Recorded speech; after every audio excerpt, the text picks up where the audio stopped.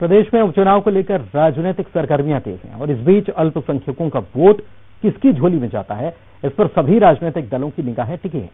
BJP Congress चुनावी मैदान में आमने सामने है और घेराबंदी की जमीन तैयार कर रही है। देखिए रिपोर्ट।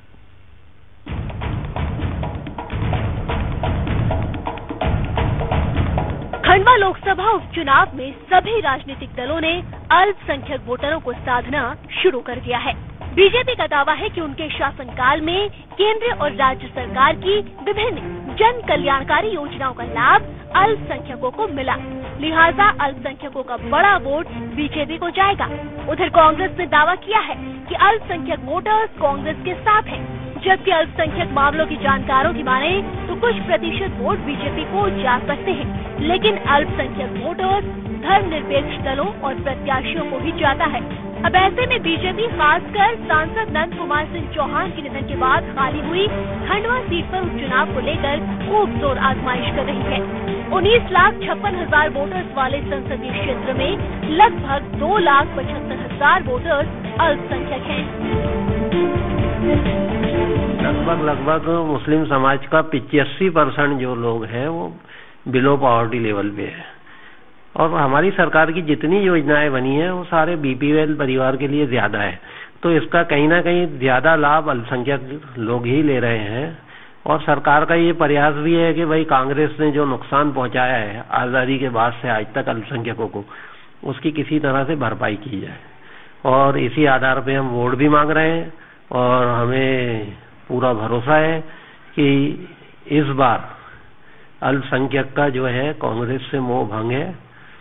उनकी कुछ पिछली जो 15-16 महीने की सरकार रही, अल्पसंख्यक भाइयों के साथ उनका जो व्यवहार रहा, उनके जो नेता जो अल्पसंख्यकों के वोटों से जीते थे, उनके साथ उनका जो व्यवहार है, उनके नेताओं का जो 17 महीने का एक नमूना है, ये सारी चीजों को देखते हुए आज भारतीय जनता पार्टी के लिए मार्ग जो है एकदम साफ है और अल्पसंख्यक ज्यादा से ज्यादा तादाद में भारतीय जनता पार्टी को वोट देगा।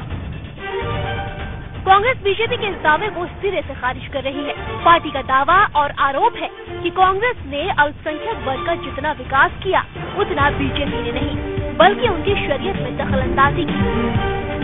ऐसा कुछ नहीं है, बीजेपी जो है भ्रम फैलाती है और कांग्रेस ने आजादी के पहले से लेकर तो आजादी के बाद तक हमेशा सभी वर्गों का ख्याल रखा है।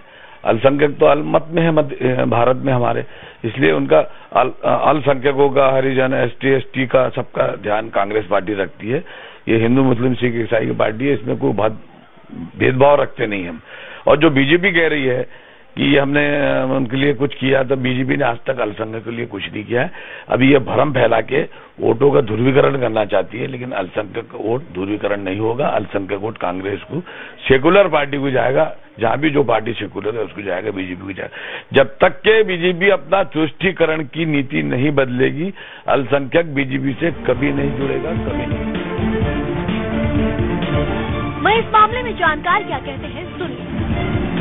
पुराने अगर हम वोटिंग का अगर इस मामले में केंद्रीय सरकार के मामले में जो एमपी की जो चुनाव होते हैं उसमें हम देखा जाए तो मुस्लिम वोटरों का झुकाव हमेशा सेक्युलर पार्टी की तरफ रहा है।